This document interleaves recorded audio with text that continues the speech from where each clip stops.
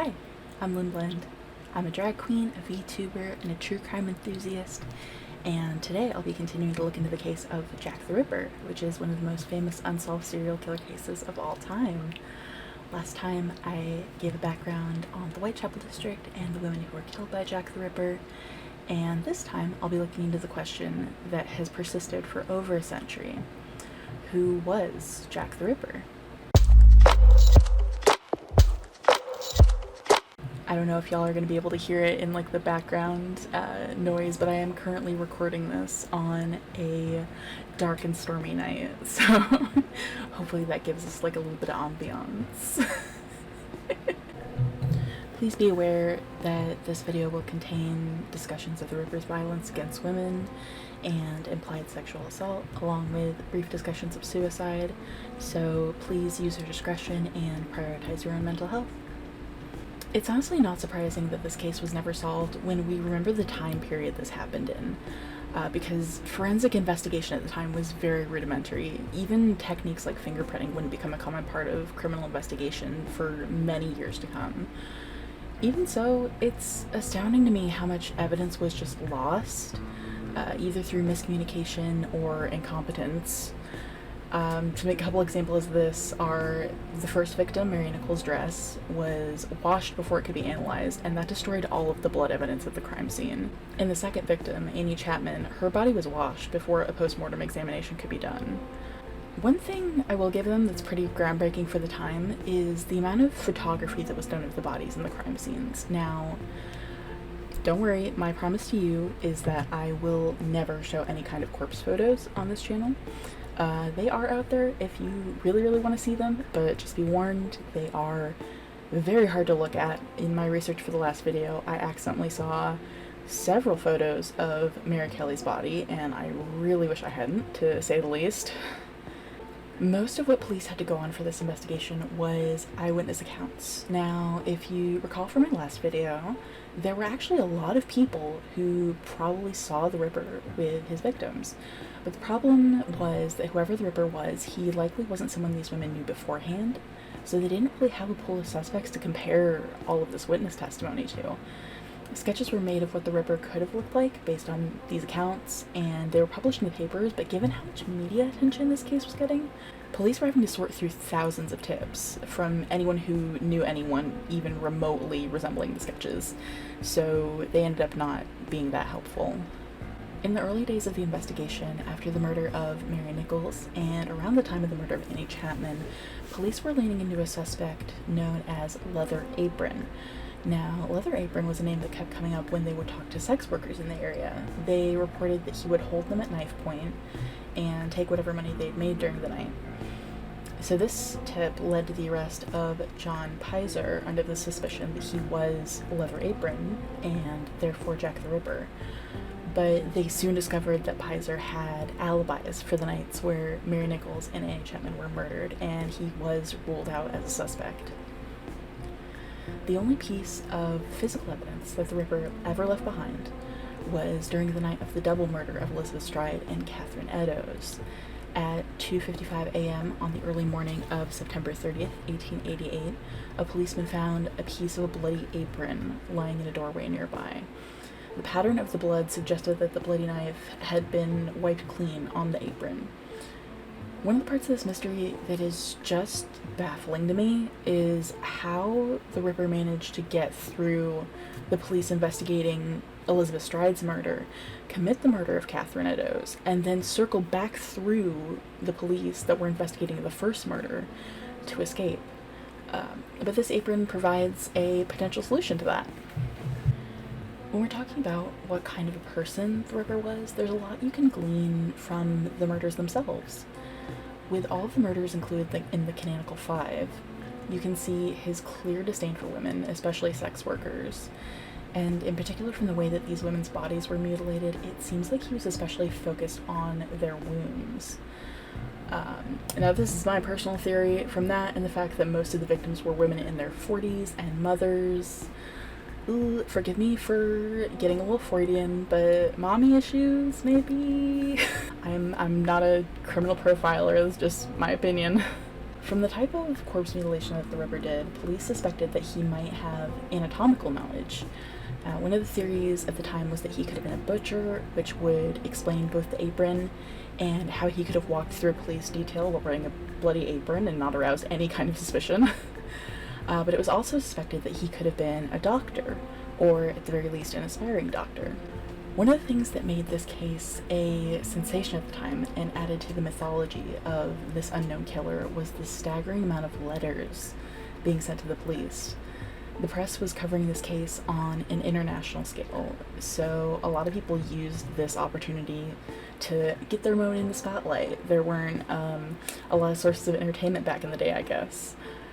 It's unknown if any of the over 100 letters sent to police were actually from the killer, but they do have a lot to do with how this case is remembered. The most famous of these letters is known as the Dear Boss letter, as this would be where the killer got his name. This letter was addressed to the boss, Central News Office, London City, and it was received on September 27th, 1888. The journalists actually weren't too concerned about this letter at the time. It didn't actually get opened until September 29th, and then they passed it on to police. I'm going to go ahead and read this letter to you. Just a warning, it gets a bit graphic, it's a bit gross. Dear boss, I keep on hearing the police have caught me, but they won't fix me just yet. I've laughed when they look so clever and talk about being on the right track. That joke about leather apron gave me real fits. I am down on horse and I shan't quit ripping them till I do get buckled. Grand work the last job was. I gave the lady no time to squeal. How can they catch me now? I love my work and I want to start again. You will soon hear of me with my funny little games. I saved some of the proper red stuff in a ginger beer bottle over the last job to write with, but it went thick like glue and I can't use it. Red ink is fit enough, I hope. Haha. The next job I do, I shall clip the lady's ears off and send to the police officers just for jolly, wouldn't you? Keep this letter back till I do a bit more work, then give it out straight. My knife's so nice and sharp, I want to get to work right away if I get a chance. Good luck. Yours truly, Jack the Ripper. Don't mind me giving the trade name. Wasn't good enough to post this before I got all the red ink off my hands. Curse it. No luck yet. They say I'm a doctor now. Ha. Upon reading this letter, the police thought it was a hoax, until the next day Elizabeth Stride and Catherine Eddowes were both found murdered. On October 1st, the letter was made public, and that very same day, another letter was received at the Central News Agency. I'm also going to read this one. I was not cutting dear old boss when I gave you the tip. You'll hear about Saucy Jackie. Oh my god. You'll hear about Saucy Jackie's work tomorrow. Double event this time. Number one squealed a bit. Couldn't finish straight off. Had not the time to get yours for police. Thanks for keeping the last letter back till I got to work again. Jack the Ripper. The writer of this letter was very familiar with both the details of the crimes and the previous letter. It was also written in the same handwriting. It's not entirely known for sure if the letters were actually written by the true killer, but we can be fairly certain that both of them were written by the same person. Let's get into a bit of a discussion of some of the many suspects that were considered in this case.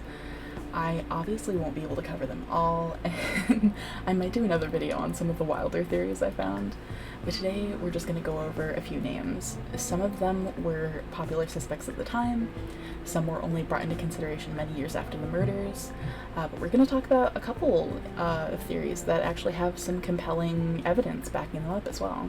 A popular suspect at the time was Thomas Cutbush.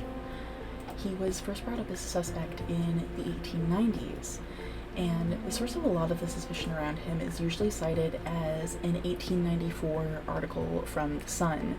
This article claimed that he'd become mentally ill as a result of syphilis, suffered from paranoid delusions, and targeted sex workers as revenge. This theory posits that the murder stopped because shortly after, Cutbush was admitted to an asylum.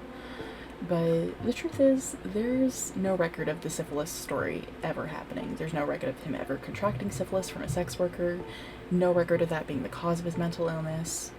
His mental illness was most likely hereditary. His mother and Anne had very similar mental illnesses to him.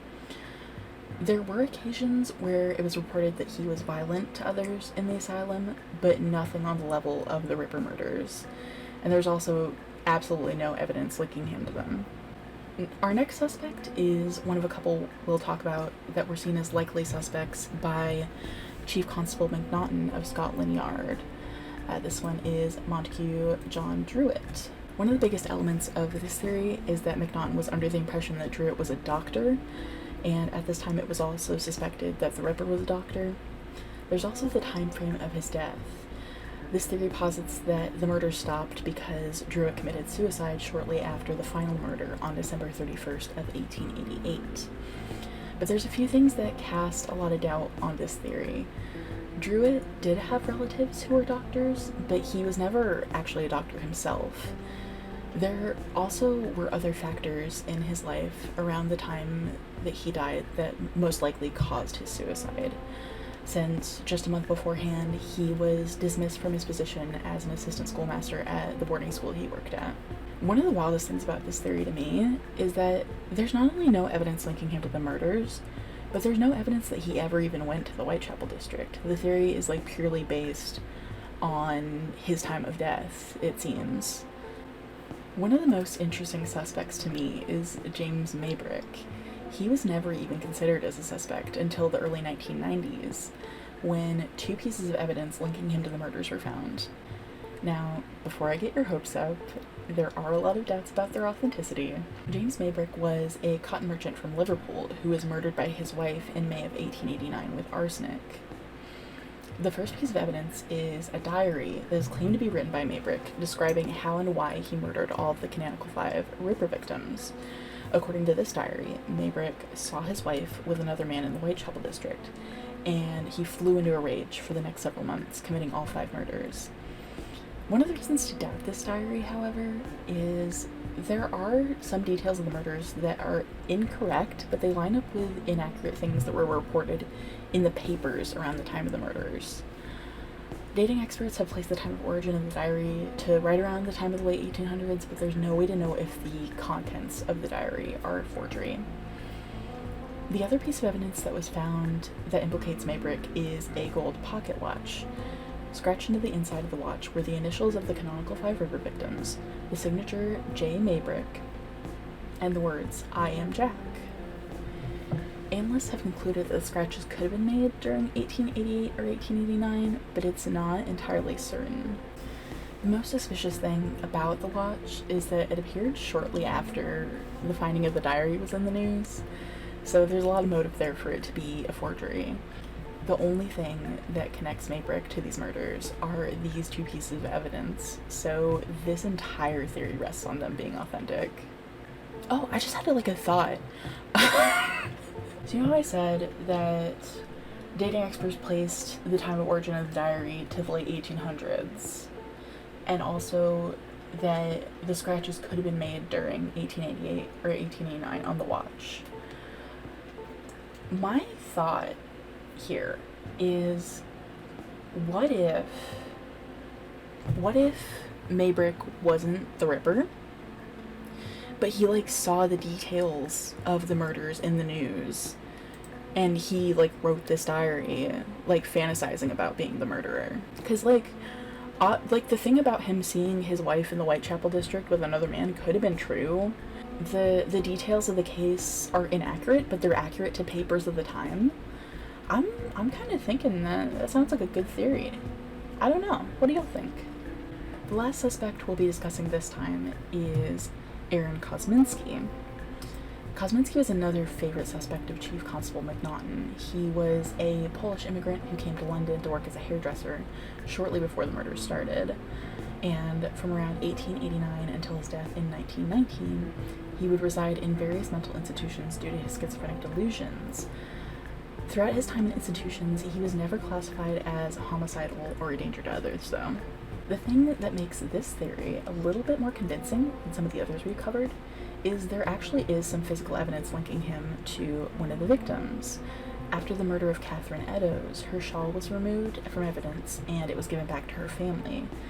And the shawl was purchased at an auction in 2014 and tested for DNA in 2014 and again in 2019. The results of that 2014 test were inconclusive, but the results of the 2019 test concluded that the DNA evidence on the shawl matched descendants of both Eddowes and Kosminsky. The shawl was never admitted back into evidence. It doesn't necessarily prove 100% that he's the Ripper, but I find that pretty compelling. This case has caught public attention for over 100 years, and with the multitude of theories out there about who Jack the Ripper really was, we may never know the truth. So for now, that's where I'm going to leave this case. If y'all would like me to, I can do another video at some point on some of the goofier theories I found, since there were a lot of those for this case. Coming up soon, I'll have videos up on my playthrough of Famicom Detective Club, The Girl Who Stands Behind, and a topic suggested by one of my Ko-Fi supporters, which is the Resurrection Men, professional grave robbers in the late 19th century. So if you want to see all of my videos early and suggest your own topics, you can support me on Ko-Fi at Spinn Blend. Thanks so much for watching.